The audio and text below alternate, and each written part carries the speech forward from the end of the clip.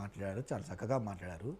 So MLC అనేది రేపు ఇద్దరికి ఇచ్చినప్పుడు ఇంకెవరైనా ఆశావాదులు ఉన్నారంటే వాళ్ళు నెక్స్ట్ టైం చూసుకుంటారు. కాబట్టి మీరు ఒకటి గుర్తుంచుకోవాల్సింది అంటే మా ప్రభుత్వం 5 సంవత్సరాల్లో పోయే ప్రభుత్వం కాదు, 15 సంవత్సరాలు మేము కలిసే ఉంటాం. 15 సంవత్సరాల దాకా లేదు. మీరేమన్నారంటే అధికారంలో ఉన్నప్పుడు ఇస్తే ఉపయోగపడిద్ది, నెక్స్ట్ అన్నారు కదా.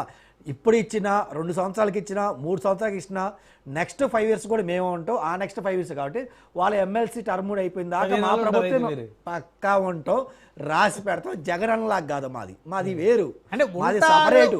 మేము జవాబుదారీతనంగా ఉన్నాం. జగన్ గారు కూడా నేను 30 ఏళ్ళు ఉంటానంటే ఆయన విమర్శించారు కదా. అదే చెప్తున్నా, అంటే ఇక్కడ చెప్పాలి కదా, మేము జవాబుదారీతనంగా ఉన్నాం, స్వేచ్ఛనిస్తున్నాం, భావ ప్రకటన స్వేచ్ఛ ఉంది. మేము తప్పులు చేస్తే మాట్లాడినన్నాం, మేము సరిదిద్దుకున్నాం. మేము ఒకవేళ తప్పులు చేయని కూడా మీరు తప్పులు అంటే కూడా అవి సాక్ష్యాధారాలతో బయట పెడుతున్నాం.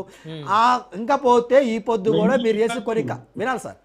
ఇంకా మీరు ఇలాంటి కార్యక్రమం మాట్లాడి లాస్ట్ లో చివరిలో కొద్దిగా రైట్. సో నేనేమంటున్నా అంటే మీరు ఈ గత 5 ఏళ్ళు నెక్స్ట్ 5 ఏళ్ళు మీరు ఇలాగే కార్యక్రమాలు చేసుకుంటే వెళ్ళాలని జగన్మోహన్ రెడ్డి గారికి నేను మనసారా దేవుని వాళ్ళు కోరుకుంటున్నారు. మీరు ఇలా చేసుకుంటా పోతే వచ్చిన 11 సీట్లు ఒకటి తగ్గుకుంటా పోతే అలా మీకు వచ్చిన 40% ఓటు బ్యాంకులు ఆల్రెడీ 5-6% పోయింది. ఇంకా 30-32% ఉంటుంది. అది కూడా ఇంకా ఇలాంటి కార్యక్రమాలు చేసుకుంటా ఉంటే ప్రజలు అది కూడా తీసేస్తారు. అది నేను చెప్పదలుచుకున్నా సార్. నెక్స్ట్ పాయింట్, ఇందాక టాంచి నేను చూస్తున్నా మా సోదరు వైసీపీ సోదరుడు పసిబిడ్డ ఆడావుల్లో పొరపాటున భయపడి వెళ్ళిపోయాడు అన్నాడు కదా. నేను అడిగేదంటే భయపడి వెళ్ళిపోతే సెటిల్మెంట్లకి 8 లక్షలు ఇస్తాను 10 లక్షలు ఇస్తాను ఎవరు మాట్లాడారు? అది కూడా మన క్వశ్చన్ చేయాలి మనం. ఆ కుర్రోడు మాట్లాడారా, సిదిలి అప్పలరాజు గారు మాట్లాడారా? మరి సిదిలి అప్పలరాజు గారు మాట్లాడితే మరి ఆయనకి అన్నీ తెలిసే జరిగినాయి కదా. మరి అలాంటప్పుడు వాళ్ళ కొడుకుని సరెండర్ చేయకుండా పక్కన వాళ్ళు ఎందుకు సరెండర్ చేశారు? పవన్ కళ్యాణ్ గారు ఫోన్ చేసి ఏమని చెప్పారా?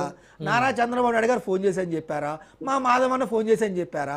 మాకేం సంబంధం? ఇక్కడ అక్రమ కేసులు ఏంది, ఇంకో సక్రమ కేసులు ఏంది? తప్పు మీరు చేశారు, మీరు ఇదయ్యారు, మీరు దొరికిపోయారు. ఇంకా దాంట్లో మేము చేయాలి ఏం సార్?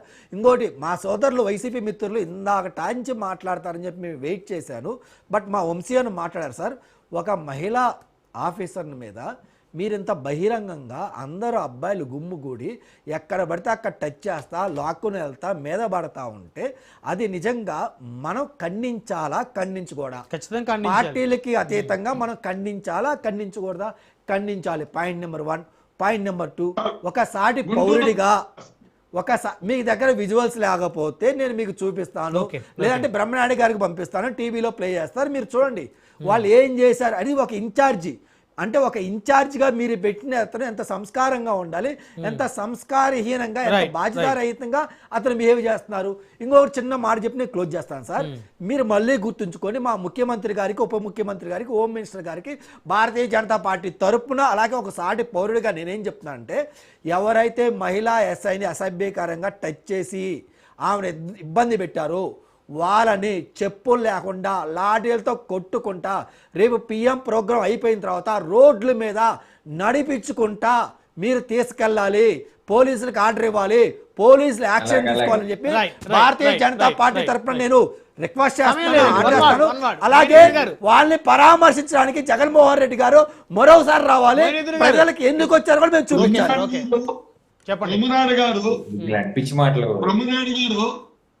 హలో బ్రహ్మనాయుడు గారు సార్, వినిపిస్తుంది, చెప్పండి. ఒక్క సెకండ్ సార్. నా కోర్టులు యాక్సిడెంట్ జరిగిన కేసుల్లో ఉరిశిక్ష చేస్తా సార్, యావజ్జీవకాలంగా ఉరిశిక్ష చేస్తుందా? అక్కడ కూడా జరిగింది సెటిల్మెంటే. అక్కడ కోర్టులో కూడా లాస్ట్ జరిగింది సెటిల్మెంట్. ఇన్సూరెన్స్ ఎంత ఉంది ఏంటి, అక్కడ నుంచి ఇవ్వడము ఎంత ఇవ్వడము, అక్కడ నుంచి జరిగింది సెటిల్మెంట్. లాయర్ గారు మన ముందే ఉన్నారు, ఆయన తెలియదు ఏమి లేదు కాదు. కోర్టులే ఉరిశిక్ష చేయరు, వీళ్ళు కావాలని. ఎందుకంటే మళ్ళీ వస్తారట. ఏందా మీరు మాట్లాడేది? డిఎస్సీలో ద్రోహం చేశారు, మోసాలు చేశారు. సార్ రేపు అసెంబ్లీ జరిగితే డిఎస్సీలో మోసాలు చేస్తే జగన్ అసెంబ్లీకి రమ్మని చెప్పండి, ఆధారాలు తీసుకొని రమ్మని చెప్పండి.